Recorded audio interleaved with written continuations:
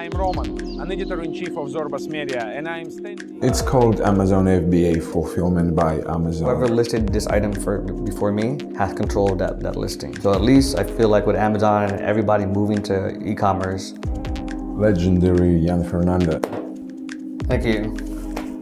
Thank you very much for coming. No, I appreciate it. Welcome to our Barcelona studio in here.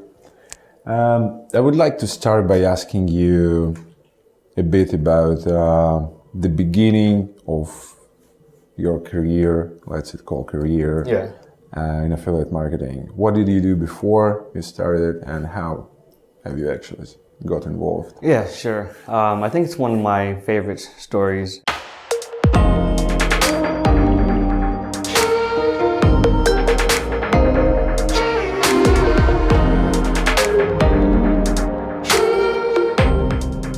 And a lot of people actually enjoy it just because it goes from an actual person having a regular job. But for me, I actually had to work 3 jobs. Right? 3 jobs. Yeah. Right. So I was a customer service representative at night, like call center, human resource manager during the day, and then I was also a waiter on the weekends. Did you have any time to sleep? Yeah, exactly. So by the time one job finishes, I literally had 1.5 hours from my human resource job in the day because it went from like 7 to 4. And then the next job, the call center, started at 6. Right. So I had travel from one to another. And they're basically both on opposite ends. But anyways, I was doing that, and I was thinking to myself, you know what? I need to figure out how to get rid of at least 2 jobs where I have 1 job, right? That is not a secret that the push traffic was among the biggest trends on this Affiliate World Europe conference. So it's perfect timing for you also to try it. MegaPush, the first and biggest push notification traffic source. Over 700 million users in the database. Prices start from 1/10 of a cent per click. Give it a try, make that money. Was it not possible to make a living just having 1 job, or? Well, so for me, let's clarify it. Where was it? Yeah, so in New Jersey. New Jersey, yeah. Right. At that time, my parents kicked me out of the house because I didn't want to finish college, right? And they paid for my first semester in college in Pennsylvania. And since I had a horrible GPA, I was under like suspension or warning for the next semester. So I paid the next semester of that. And then since I got a horrible GPA, they wouldn't accept me back into college, right? And then I went to a community college for about 2.5 years, and then I got kicked out for fighting. Right. So to myself, I was like, no, man, I can't figure out how to be a student or a proper learner. And then I just told my parents that I don't want to go back to school. And then that's when they decided, hey, this is my house. You know, you go to school or you don't, or you leave. All right. So then I just decided to leave. Right.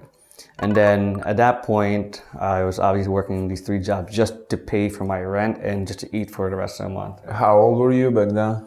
I want to say 21 years old, because I would finish college. Went to college almost the year after, so yeah, 21. So, and then I actually got a good job of getting rid of 2 and using Vonage, which is where I became a telecom analyst, right? And then from there, I actually climbed the ranks of this company from the call center position and basically got to a telecom analyst position, you know? And that's kind of where I learned all my data hacks and learned about Excel and all that. But at that point, I was like trying to figure out, okay, if I'm making this figures a year, am I able to do some marketing online to basically replace this income? I basically started online by Googling how to make money online. Why did you want to go online? At that point, the only reason why I want to go online is because, again, the 3 jobs I had, I didn't figure out any other way to make money. Should I get another fourth job? And I was like, no, I don't even have time to sleep. So I just basically Googled how to make money online. But when I even did that, I couldn't even afford Wi-Fi or internet in my apartment at that time. So I actually stole a Wi-Fi repeater from a store, put it on the edge of my apartment, and then took somebody else's open Wi-Fi or hacked or whatever. And that's how I was able to get access to the internet for a small period of time. And then I used up, I just turned up Google and I figured about eBay. And I learned about reselling. And from reselling, I was like, oh man, this is great. I'm making a good amount of money. And then, since I think I was working 2 jobs at that point, and then I was like, how can I get rid of the other job and grow my eBay business? The problem I had is that I couldn't take care of my customers and email templates and customer requests to properly service them. So Was it because you didn't like it, or? no, it was just the job, right? I couldn't spend the time, right? So at that point, I Googled how to make money online without customers, right? And CPA marketing showed up. Correct, yeah, CPA marketing showed up. And that's when I signed up with One Affiliate Network. Azoogle Ads, I'm not sure if you know them. They're no longer... They're not around. Yeah, correct, they're no longer in business, correct. But they're the one that basically helped me to be... I think they're the stepping stone for me to become where I am today. How long did it take you to reach first 1,000 a day? My affiliate manager did such a good job, like within 25 days, like literally the first month. Really? Yeah. In 45 days? Yeah, pretty much. Or less than, yeah. Right. So. And what kind of offer is? At that time, it was a long form tax offer. So it was like 4 pages and I think 13 questions or whatever. And I forgot what the payout was, but it did very, very well at that time. Right. Yeah. What was your first traffic source? Google AdWords. Google AdWords. Yeah. Because she definitely helped me how to push this offer on Google AdWords. So that was 1,000 a day. In some days, I believe, with some ups and downs. Of course. It usually goes. And to my understanding, that was also completely white hat. Correct. But this is also a seasonal offer. Right. So it only lasted, when is tax season in the US? March, April? February, April, it's usually March or April, I guess. So a 3 month, 2 months, of earnings, right? So that's where I made my, big jump. So that's how you actually have been introduced to affiliate marketing, and you never got back to corporate job ever since. Am I correct? No, I haven't been back. It's called Amazon FBA, Fulfillment by Amazon. Correct, yeah. You don't need any creatives, nothing, because Nothing. Whoever listed this item before me has control of that listing. Every affiliate needs a tracker. Now I'm going to give you 3 reasons why to start using Binom. That is unlimited for only $99 a month. That's built by top affiliates for affiliates with precise understanding of what a tracker should be capable of. Binom support team can help you with any question and usually answers within a minute. Join now and get your discount from ZorbasMedia. Details in the description. Right. Tell me then what you do now and what makes you most of the money. So right now, I still do affiliate marketing. I still buy traffic. Still run campaigns yourself. Right? Yeah. It's rare nowadays. yeah, for sure. I mean, it's obviously not the amount of figures that I've had in the past, all right? But it gets me going. There's a lot of concentration where I'm doing now Amazon, FBA. Yeah, I'm going to talk about it. Yeah, I just started it this year, and I'm already at four-figure a month revenue, and my goal now is to hit the 5 figures, which I should be able to get there within the next 30, 45 days, right? So affiliate marketing, my blog, and Amazon are basically the 3 things I'm concentrating on. And as for Amazon, you started just like this year, right? Yeah, February basically started, and then very much April, I hit, May was the month where I hit about 4,000 revenue. So I was actually pretty excited about that one.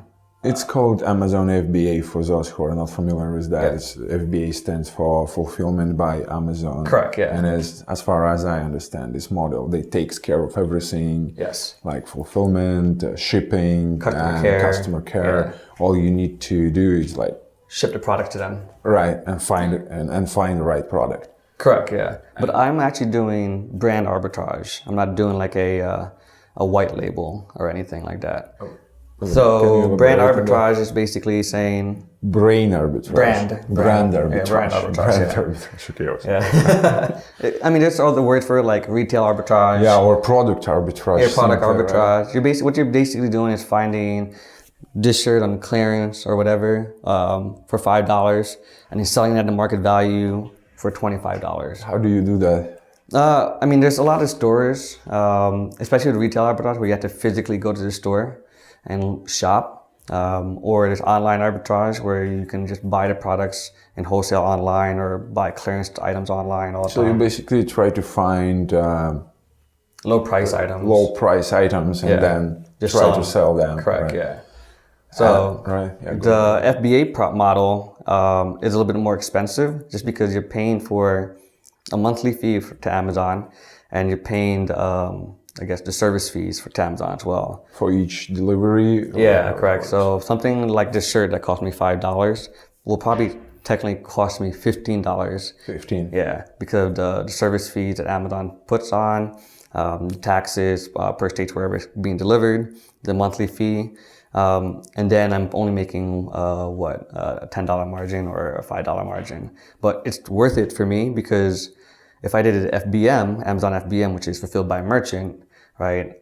I have to ship it. I have to take care of the customer. Which would be probably even more expensive for you. Correct. It might be. Yeah. Correct. And so time consuming. yeah. for The time sure. value and convenience. Yeah. Correct. So Cool. That's pretty interesting. How similar that is to traffic arbitrage? Is your experience applied to the how? they're very. Well, the thing is, if I started doing Amazon PPC for my arbitrage projects or buying traffic through Facebook to one of the product arbitrages that I have, then it works in that way. But there's really no similarity unless it's like buying something for cheap, getting a conversion for a higher price, right? That's pretty much the same model. How do you attract traffic? Is it just rank inside the Amazon store? Oh no, they have reporting.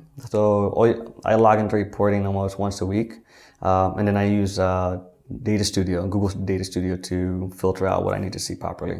Mm-hmm. So, but Amazon gives you all that information. It's just not like a proper reporting thing because I don't think they concentrate on that at all. How does Amazon rank products? Oh, I mean, it varies from product title, popularity of the item. Some items are seasonal. Like, I remember buying like 100 items of this fleece when they were clearance, and luckily I was able to sell at least a good 80% of it just before March. But I still have inventory stuck there now, right? But it really varies, I think, you know. So. Mm-hmm. And how do you increase sales? Like if you see that something is sold very well, how do you make it even bigger? Yeah, so Amazon will actually tell you if this product's doing very, very well. They recommend a certain amount of items to buy of that product. Right. So they sort of predict. Yeah. Right? So Amazon will give you, hey, this is actually on fire on your store. You should buy 80 more of these items. You know. But the problem is certain store doesn't have 80 items. You have to source from multiple areas, and one person might have it for $5, another person might have it for $7. So you have to figure out that math. So the issue I'm having now is just the scalability factor, which I'm trying to figure it out. Yeah. Right. And how do you find a right product? So how do you test, in other words? Yeah, that's a very time-consuming thing, right? So I do have a VA. He basically all he does is looks at websites all day. Virtual assistant, right? Yeah, virtual assistant, yeah. And then there's a scoreboard that I use, or a Google Sheet that I used on how to score a product. So what he does is he'll find something on like newegg.com, search the title in Amazon, and then I have a tool that I have like Helium 10 or BuyBot Pro, and then it tells me the actual ranking of the product.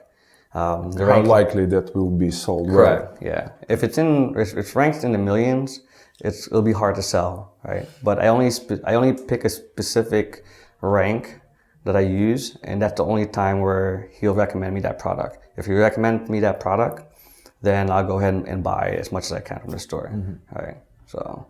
And to start actually testing it, you firstly have to invest by a certain amount of items. Yeah. Ship them to Amazon. Yeah. And So that's how you buy, start testing. Yeah. So right? I basically just buy like 5 items, right, to see if it will move. And then if Amazon decides to tell me or recommend to me, hey, you should buy 25 of these, then that's when I'll go ahead and buy more. What niches are kind of most attractive in your experience? Right now, I do a lot of like clothing and toys, some electronic, like some of like third-party brand products and electronics. Those are basically the 3 areas that I've been on, or that's been selling. What wouldn't you recommend to go to for what niche?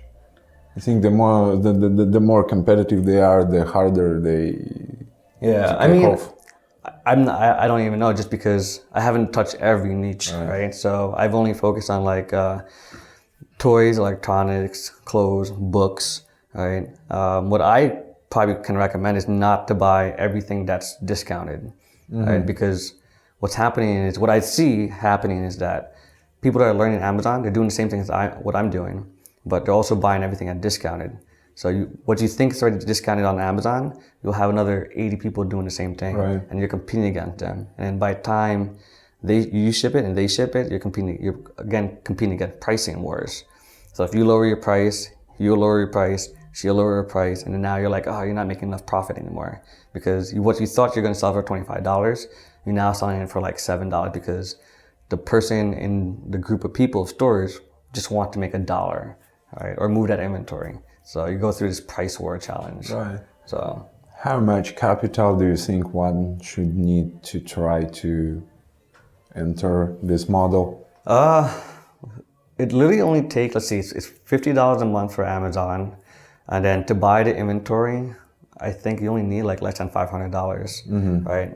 If you can buy things discounted, right? Any other expenses? The only other expenses is Amazon. You don't need any merchant because Amazon takes care of that, right? You don't need any creatives, nothing, because everything has happening. Since this item's already listed, all I got to do is just ship it to them. Right. So whoever listed this item before me has control of that listing. Right. So all I have to do is just send the inventory. So it just takes like probably $300 of your money, finding products, time, and that's really, really it. Right. So, are you already profitable or break even? Yeah, I'm already profitable. I was already profitable. Oh, in the beginning, I wasn't profitable. Right. Because I purposely wanted to lose money just so I could learn the process. Right. So I'm more of I'm more of a guy that when I heard about it in AWA Bangkok, or Affiliate World Asia Bangkok 2 years ago, or last year, I was interested, so I was like, okay, let me try it. I literally spent my time on YouTube for almost a week or 2 weeks, and then I was like, you know what, I'm gonna do this. Let me try it. And then all I did was source things around the house, went to stores, buy stuff, and I already knew in my head I was gonna lose money, but I just wanted to feel out the process of how to do it within Amazon. What do I click? Is there anything else I have to learn? Get your hands dirty. Yeah, exactly.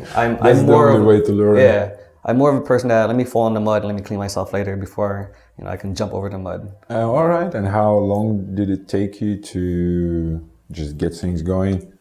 Literally within the same week, a week. So I really spent, after 2 weeks of watching videos, a week of probably sourcing, and another week of figuring out Amazon. And then I was like, oh, I finally got my first check, which is 2 weeks later from the first initial buy.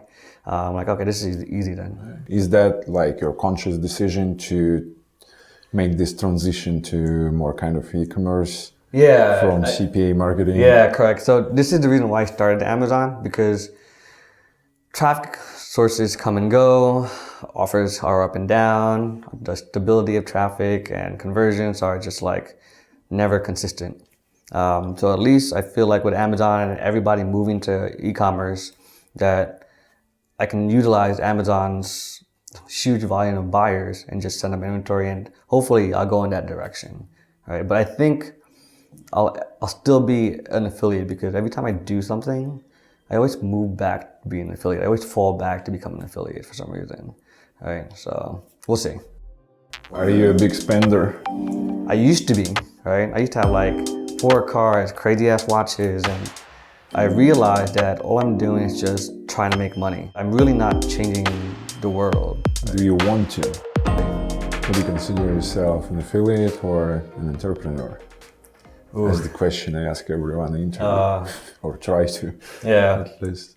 What I think is I'm just an online marketer. What I thought before was that I was an entrepreneur, right?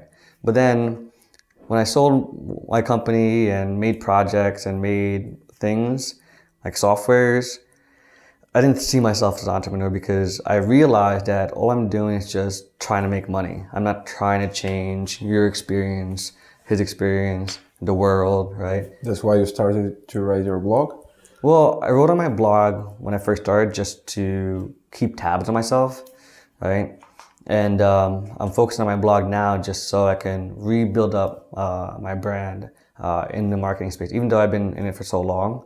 But the blog makes money in itself, so I'm like, let me optimize. Do you write it for money, or it's just no? Right now, not only, or not at all, or I don't write for money on it, right? It's more of like the experiences. If somebody wants to do a post on it, yeah, I mean, I'll ask, for a fee for sure, but there's no money-focused driven model behind my blog at all. And that's the reason why I don't think I am an entrepreneur, right? Because I'm really not changing the world. Right? Do you want to? That is an important question. This is where I'm going through this weird phase in my life now where I'm like, do I want to be a mind-boggling changer of the world, or do I want people to remember me 20 years from now? And I'm like, it's okay, I guess, but I'm not sure, right? So before I was definitely all about it, where I want to build a school in the Philippines, and now I'm just such in a minimalistic mindset that it doesn't really affect me if I do or do not, So it's kind of a battle that I'm currently having. I was reading page about you in Facebook, like about you section. Was it good? Like yeah, it was okay. I enjoyed that. And you were talking about your calling, whether it's your affiliate marketing, your calling or not, something like that. What I wanted to ask you, what is your calling now? Oh man, it goes back to the other question. Like I don't know, right? I'm trying to figure out what is my end goal? Will I be a traveler for the rest of my life and just bounce around, or will I actually have a home to stay and just actually work on a business? Will I create a software company like I've done in the past? I don't know. I usually just let the world takes me where it needs to take me. So you're right in this phase. Yeah, I'm in this phase of figuring it out. Yeah, because being in the game for so long, you kind of realize that it's not about the money anymore, right? I was explaining to somebody at AWA at the rooftop party that this guy's like, I can't wait to be like you. I want to make my first M, and then I'm like, no, you don't want to make your first million. It's pointless to make your first million. And then he asked me why, and I was like, well, I'm more of a lifestyle affiliate, right? I just want to make money just to live a lifestyle that I want. I'm not all about the cash flow lifestyle anymore. Are you a big spender?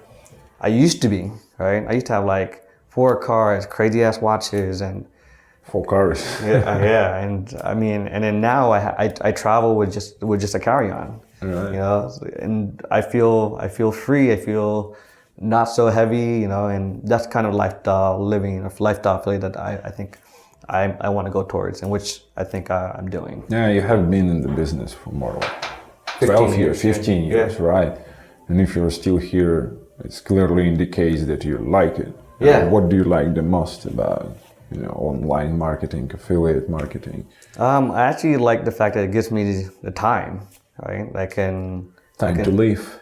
Yeah, just time, time to just travel, or time to just pick up and go to the beach, or it just gives me the freedom. I mean, if I had a 9 to 5, would I be happy if I'm doing affiliate marketing 9 to 5? I'm not sure, because I have a certain routine that I do during my day, right? I can't sit in front of a computer for nine hours a day and have an hour lunch me break, neither. right? So even though I'm an affiliate, would I be happy with a 9 to 5 as an affiliate? Probably not. I'm happy doing what I'm doing. X amount of money or X amount of time on a campaign, and that's what it gives me, the convenience and time, which I appreciate a lot. You know? That was Ian Fernando. Thank you very much. Thank you for coming. Thank you. That I was appreciate it. interesting. If you had to learn affiliate marketing from the scratch, how would you act nowadays in 2019? Where would you go? Difficult question, I think, to ask, because I'm the type of person that likes to trip and fall and figure out why I tripped and fall, right? And when I first started, there was no affiliate marketers or mentors that were affiliate marketers, right? So it's kind of hard because I could only talk based on my experience, right? I would watch YouTube a lot, you know, and then do it yourself, right? Understand that you'll lose $100 and realize that you're losing $100. You're not gonna be profitable on that $100. Do you believe it is useful to watch people talking about affiliate marketing? I mean, what they do? I agree. I totally 100% agree, because I learn a lot from YouTube, right? But the thing is, you also have to find out, okay, is this person authentic enough that whatever they're talking is real?